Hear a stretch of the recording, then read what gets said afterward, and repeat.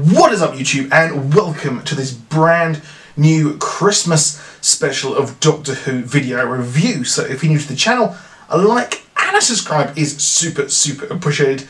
Please do hit that bell button down below for, well, you know, it makes me happy, of course, and it lets me know you want more Doctor Who content, because we've got more Doctor Who coming, of course, as well. It carries on, and this was the end of the current production staff of Stephen Moffat, no more Peter Capaldi, because as you saw at the end, we've got a brand new Doctor. She is now Jodie Whittaker. So Jodie Whittaker is playing the role of the Doctor, and it's finally a woman, which a lot of you did not like. Possibly one of my most controversial videos since I did that Savitar reveals his name video. Yeah, a lot of you didn't like that one, but you may be a regular viewer and you may be looking behind you thinking, hold on a minute, this isn't the normal setup at all. No, I am at my parents' house, but I brought my setup with me so I can do this video here, because the grind doesn't stop for you guys. The grind never stops for you lovely people, apart from the other day when I didn't do a video. The first time in almost 2 years I didn't present a video, but this is it, people. This is the end of an era. And just to skip to the end, when we had... This was possibly one of my favourite Regeneration scenes, I think, because it certainly felt the most bittersweet, because I certainly think that Peter Capaldi was a fantastic Doctor, if only he was actually betrayed by the fact that, well, he never really got the writing that he actually deserved. So the writing for the show was not the best of that really it ever has been, and it really did fall down the rabbit hole and fell into itself, with Stephen Moffat having to pretty much really, he writes himself into a corner and then has some Deus Ex Machina out of it. And really, this episode really was no different. This was pretty much a Moffat era Doctor Who episode, fallen right up its jacksie, going right down, and it has fell in on itself, and it is almost inaccessible for new viewers of Doctor Who. To be honest, they must be thinking, what the Christ is actually going on, especially if you never actually watched the end of the last season, where we see the first Doctor. Of course, they're played by... His name completely forgets me off the top of my head. He was, of course... He was the Lord of the Twins in Game of Thrones. He is Argus Filch. And apparently he was also in Broadchurch, which I didn't actually know about. So we have both Doctors here. And really, the best bit, and really the only really great bits of this episode, was the two Doctors intertwining and having a bit of banter with each other. And I'm not sure if I really liked the original Doctor having all the kind of weird sort of sexist comments and things like that. I'm not sure if I liked that. I get what they're trying to do, trying to show that he's in a different time frame, a different sort of thing. But I never really watched those original ones. I never watched the original series. I've only jumped in from 2005 onwards. I mean, I tried to watch them, but they're just a bit too dated for me personally to really kind of get into them. So that's just me. So I don't know if he was like that, but it felt incredibly cringe and like, oh, we've got a female Doctor now. Let's just get all these funny quips in here as well. And it's just really weird. And that's the only part for me I didn't really like. But I did obviously like that actor who's playing the William Hartnell version of the Doctor, the kind of, well, that was the actor who played the original one. Yeah, it gets a bit weird. But the space and time documentary, not even a documentary, really, but more of a dramatisation of the creation of Doctor Who.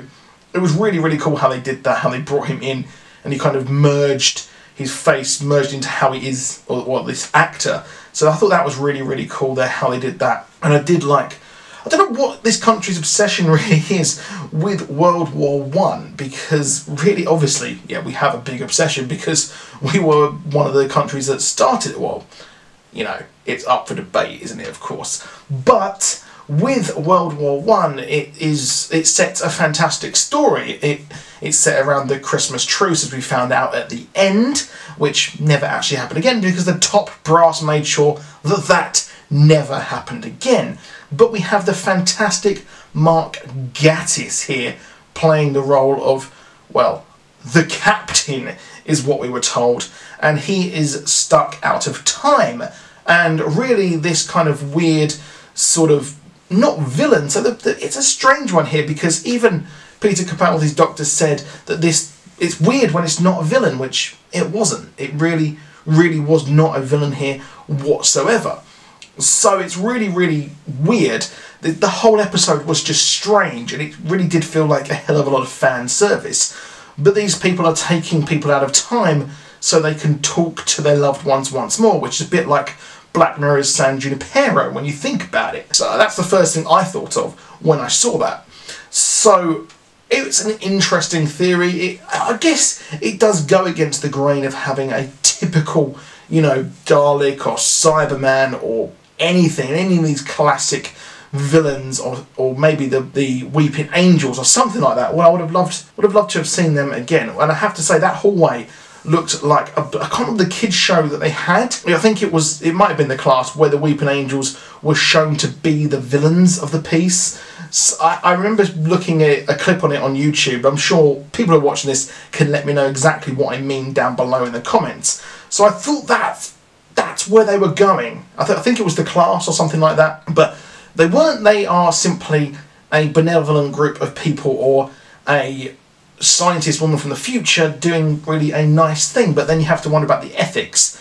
But it turns out they want to swap Bill for this person, this captain, who, yeah, that's strange that they wanted to swap Bill, because Bill didn't die. I guess she got turned into that symbiotic oil or whatever you want to call it. But did she die? I'm really that's up for a debate. Or maybe this is in the future when they die. I guess that makes sense, or something like that. And we also had as well Lucas's character. He didn't technically die, I believe. He stayed on that ship as well. So yeah, a bit odd there. And the show did really fall up in on itself as well when we went to Skaro and we saw Rusty from a couple of seasons ago as well. But it was nice to see that character again from the Into the Dalek episode. But the episode as a whole, I don't know if I liked it. It was just slow. There was no action. It didn't feel like a Christmas episode. It very much bucked the trend, which I guess if you're an exiting creative team, you can actually do.